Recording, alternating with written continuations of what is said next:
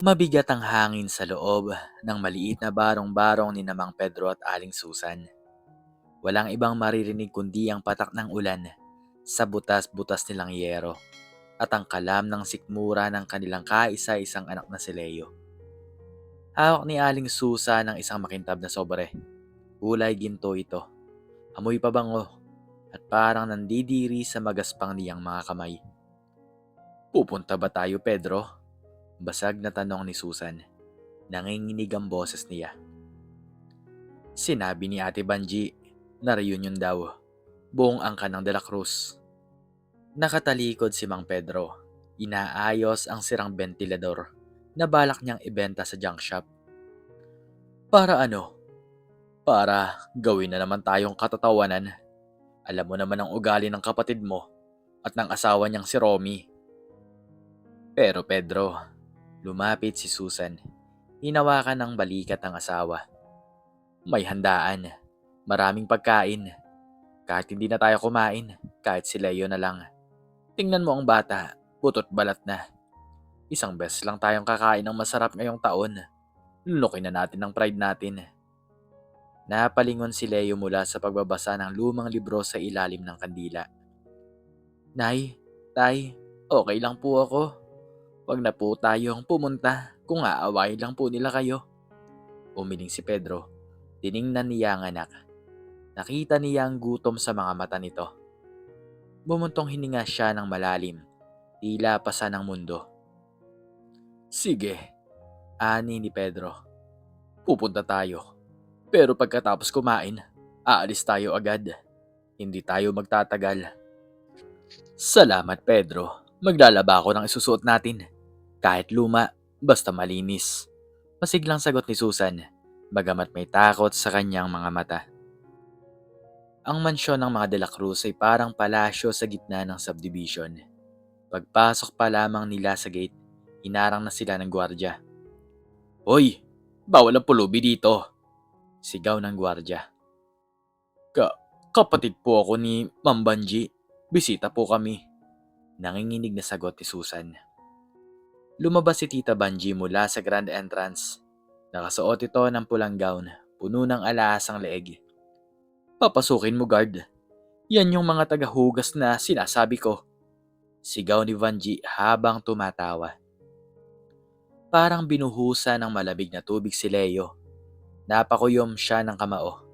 Tiningnan niya ang kanyang tatay Pedro. Nakayuko lamang ito.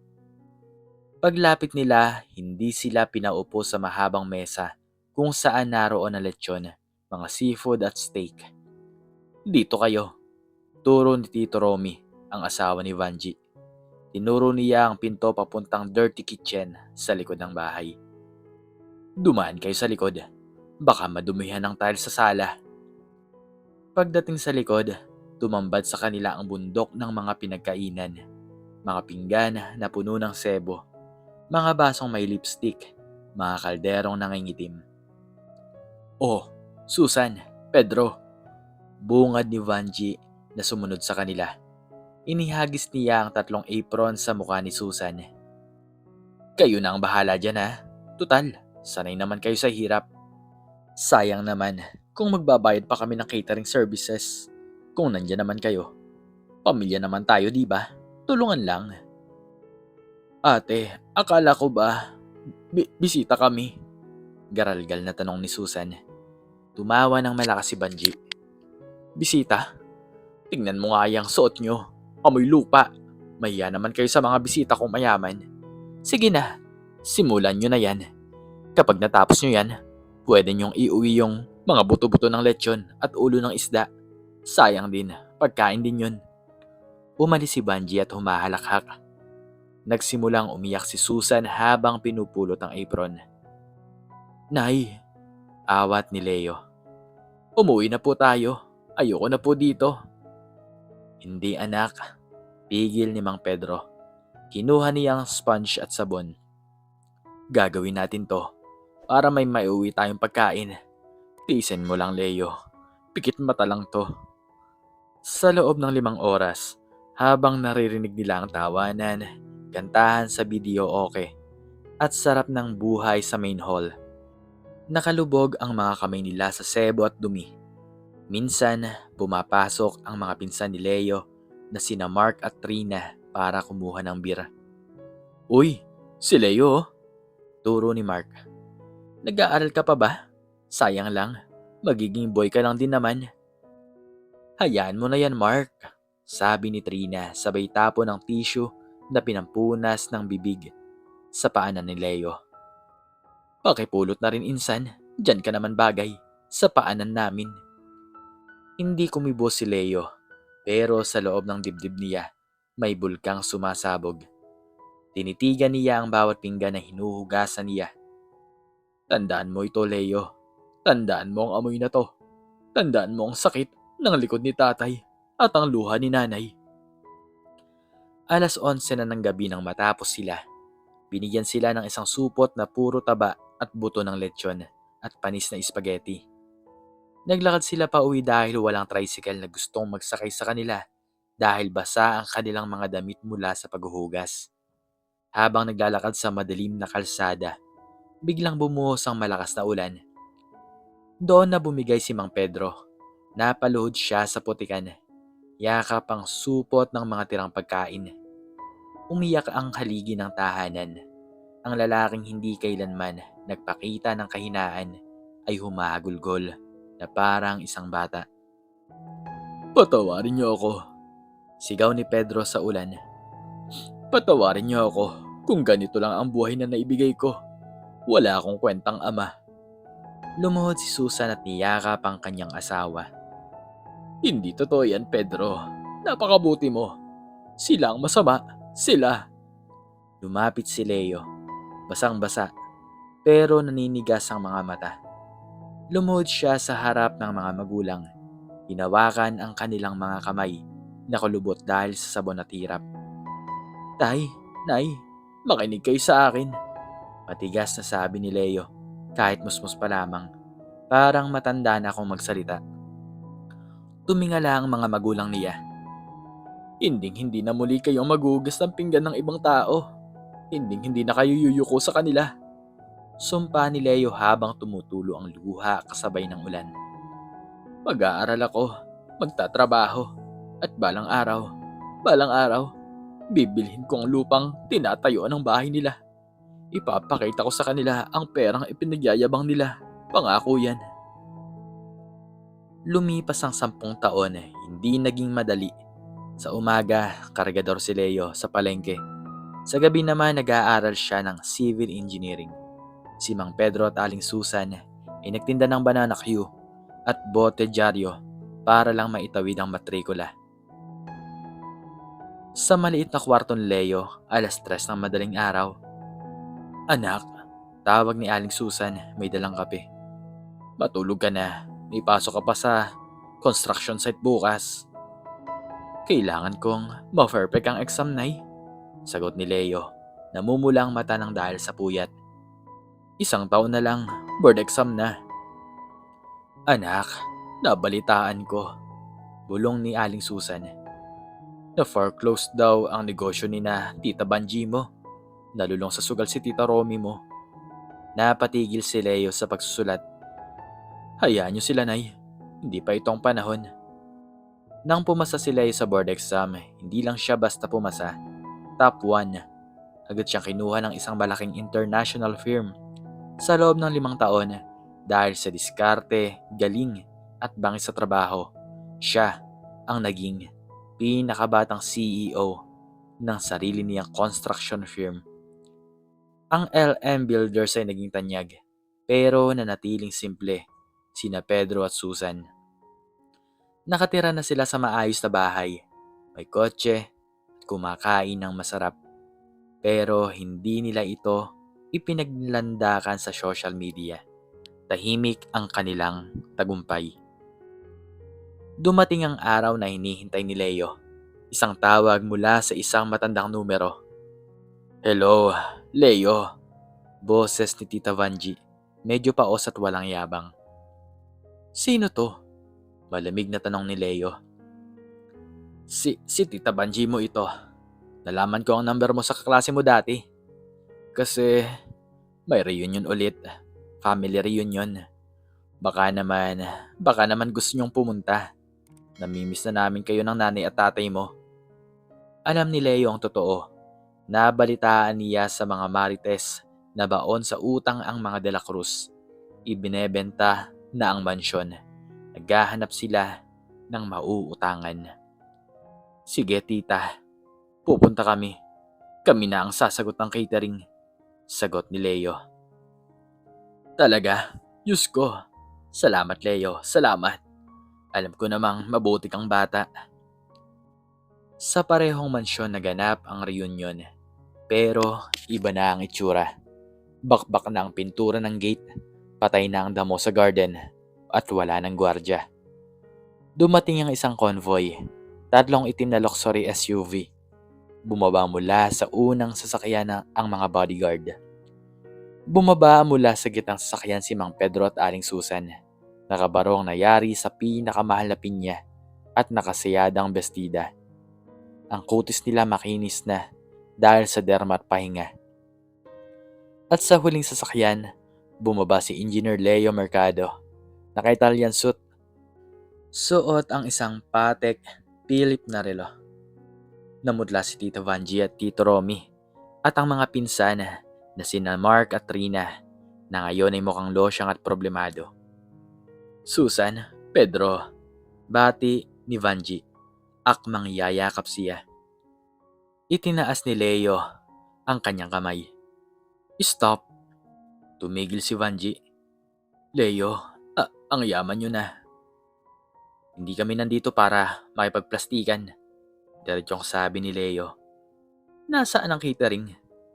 Biglang pumasok ang mga waiter ng pinakamahal na restaurant sa bansa. Sila ang nag-ayos ng mesa. Maupo kayo, Nay, Tay. Inalalaya ni Leo ang mga magulang sa kabisera. Ang pwesto na dati ay para lang kay Vanji at Romy. Nakatayo lang ang pamilya ni Vanji. Maupo kayo. Utos ni Leo. Umupo sila, nanginginig. Habang kumakain, walang nagsasalita. Leo, basag ni Tito Romy. Kasi, kaya kami nag-reunion. Kailangan namin ng tulong. Yung bahay, ireremata na ng bangko bukas. Baka naman, baka pwedeng. Bumitaw ng kubyerto si Leo. Ang tunog ay umalingaw-ngaw sa buong dining hall. Natatandaan nyo ba noong huli kaming nandito? Tanong ni Leo. Pinakain nyo kami ng tira-tira. Pinaghugas nyo ang mga magulang ko habang tinatapunan nyo sila ng dumi. Bata pa tayo nun insan, katwira ni Mark. Tumahimik ka, sigaw ni Leo. Bata? Matanda na kayo nun para malaman ang tama't mali. Tinurog nyo ang dignidad ng mga magulang ko. Tumayo si Leo at naglabas ng isang tseke. Ito, pakita ni Leo. Tseke. Sapat na halaga para mabayaran ang utang nyo sa bangko at maisalba ang bahay na to. Nanlaki ang mga mata ni Vanji. Leo, salamat, salamat. Aabutin sana niya ang tseke. Binawi ni Leo ang kamay. Hindi libre yan. Anong ibig mong sabihin? Tinuro ni Leo ang kusina. Ang parehong kusina kung saan sila inalipin noon. Tambak ang hugasin dyan. Wala kaming dalang dishwasher. Kayo ang maghuhugas. Namutla si Vanji. Leo, tita mo ako. At kapatid mo ang nanay ko. Pero ginawa mo siyang katulong. Sigaw ni Leo. Tumingin si Leo kay Tito Romy at sa mga pinsan. Gusto niyo ng pera? Gusto niyo masalba ang bahay niyo? Suotin niyo ang apron. Ngayon na. Wala silang nagawa. Dahil sa desperasyon sa pera, dahan-dahan kinuha ni Vanji ang apron. Isinuot ni Romy, Mark at Trina ang mga gamit panlinis. Habang naglalakad sila papuntang dirty kitchen, narinig nila ang sinabi ni Aling Susan. Ate Vanji, tawag ni Susan. Lumingon si Vanji, puno ng luha ang mga mata. Expecting na aawatin sila ni Susan dahil mabait ito. Galingan niyo ang pagkayod. Seryosong sabi ni Susan. Kasi noong kami ang nandyan, sinigurado niyong masakit ang likod namin. Pumasok ang pamilya de la Cruz sa kusina. Nagsimula ang kalansing ng mga plato. Pagkalipas ng ilang oras, lumabas sila. Pawisan, madungis at amoy sebo. Inabot ni Leo ang tseke kay Banji, pero hindi pa doon natatapos. "Binili ko na ang lupa sa katabi nyo," sabi ni Leo. "Papatayuan ko yun ng mansyon na mas malaki dito. Para araw-araw pagising nyo, makikita nyo kung sino ang inapi nyo." Biglang lumuhod si Banji sa harapan ni Susan. Humagulgol ito. "Susan, patawad. Patawad sa lahat. Ang sama-sama ko. Karma ko na to. Patawarin mo ako, kapatid ko." Lumuhod na rin si Romy at ang mga anak na tila nagmamakaawa. Tumingin si Susan kay Pedro. Tumango naman si Pedro. Lumapit si Susan kay Vanji. Hinawakan niya ang balikat nito pero hindi niya ito itinayo.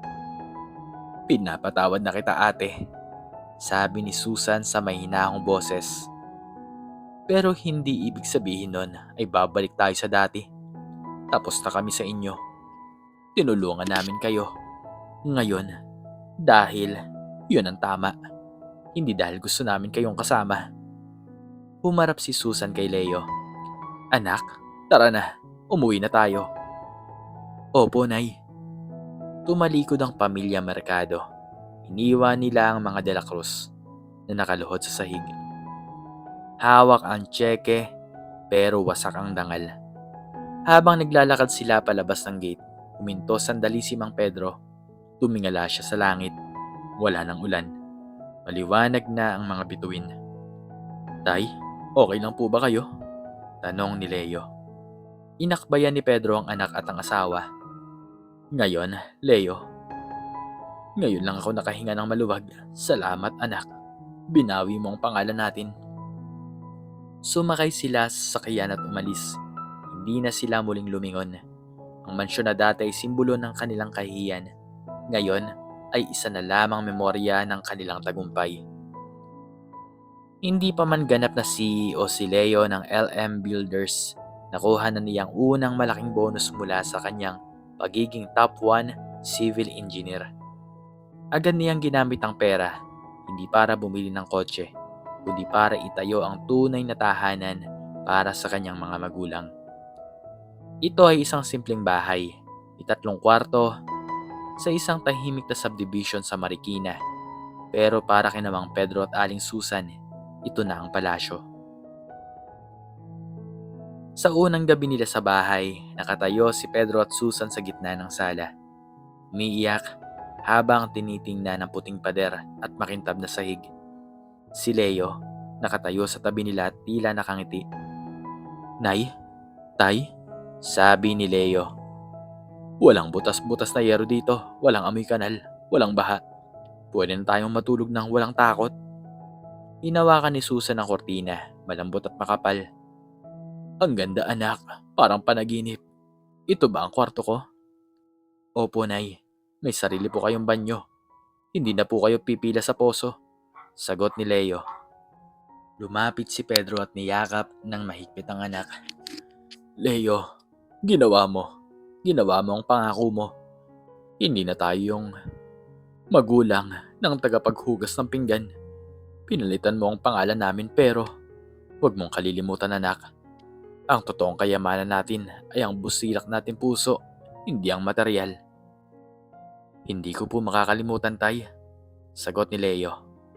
"Pero hindi ko rin po makakalimutan ang anghang ng sabon sa kamay nyo. Sila ang nagturo sa akin ng ambisyon."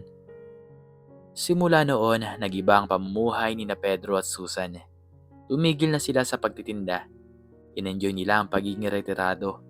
Nagtanim si Susan ng mga bulaklak sa maliit na hardin, habang si Pedro naman ay nagbabasa ng dyaryo at nagpapahinga. "Susan, tanda mo ba? Dati, sinasabi ni Banji, 'Pedro, buti na lang at hindi ka nag-aral. Sino ba namang kukuha sa'yo?'"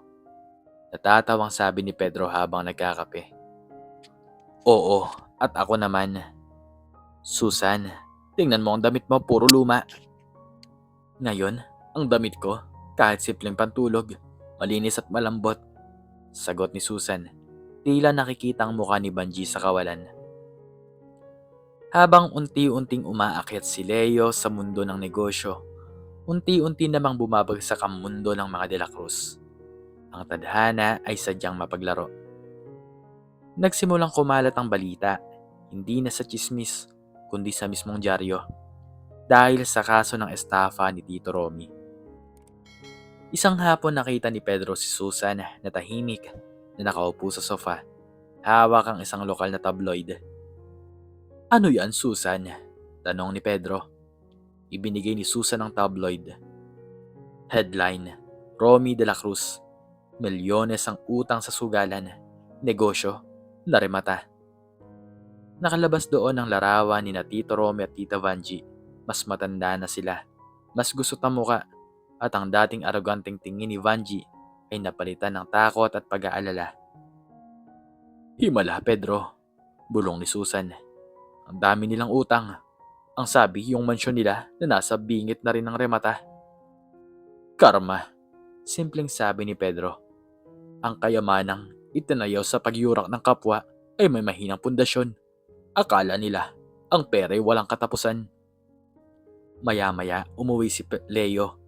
Nakita niya ang mga magulang na nakatingin sa dyaryo. "Nakita niyo na, Nay, Tay?" tanong ni Leo. Walang emosyon ang mukha niya. "Anak, tulungan ba natin?" Nag-aalangan na tanong ni Susan. Kahit gaano kasama ang kapatid, kapatid pa rin. "Nay, ang pagtulong ay kusa. Hindi pagtapos ng 10 taong panggigipit. Di pa po ito ang tamang oras para magsalita. Hayaan nating tikman nila ang lason na sila mismo ang nagtimpla." "Pero Leo, kapatid ko pa rin si Vanji kahit papaano." "Nay, kung hindi kayo ang magulang ko, hindi ako aabot sa ganito. Ang utang na loob ko ay sa inyong dalawa, hindi sa kanila. Sa ngayon, hayaan niyo akong maging bato. Hindi ako magiging tagapagligtas ng mga nagpahirap sa inyo." Tama si Leo, Susan. Panoorin natin. Ang tagumpay natin ay hindi perpekto kung walang hustisya. Ang hustisya natin ay ang panonood sa pagbagsak nila nang walang galak, kundi ng leksyon. Nagsimulang planuhin ni Leo ang kanyang huling hakbang. Hindi siya basta magbibigay ng pera. Gusto niya ng pagkilala at pagbawi sa dignidad ng kanyang pamilya. Isang araw tinawag ni Leo ang kanyang financial consultant. "Gusto kong bilhin ng The Crimson State sa Alabang. Ang bahay na may pangalang De La Cruz." "Pero sir, hindi po yan for sale. May pending foreclosure case pa lang." "Hindi ko kailangan ng maging for sale yan. Bilhin mo ang utang nila sa bangko. Bilhin mo ang mga mortgage. Gusto ko maging akin ang utang nila." "Maintindihan ko po, sir. So, ikaw na po ang maging creditor nila?" "Eksakto. At kung hindi sila makabayad, ako na ang magpapatalsik sa kanila." Nagtrabaho ng tahimik ang LM Builders. Walang nakakaalam sa plano ni Leo. Ang tanging alam ng pamilya de la Cruz ay nalulunod sila sa problema at naghahanap ng sino man na gustong magpautang. Dito na pumasok ang paanyaya ni Banji ilang linggo matapos malaman na wala na silang malalapitan. Ang family reunion ay naging huling hirit para humingi ng tulong. At ang pamilya ni Susan at Pedro, ang huling pag-asa nilang yumuko. Di nila alam, ang inimbita nilang tagahugas ng pinggan ay siyang may-ari na ngayon ng kanilang kinabukasan. At hanggang dito na lamang po nagtatapos ang istorya at sana po ay nagustuhan nyo to. Please like, share, and subscribe. Click the notification bell para palagi po kayong updated sa mga bago pang istorya. Muli ay maraming salamat po at God bless us all.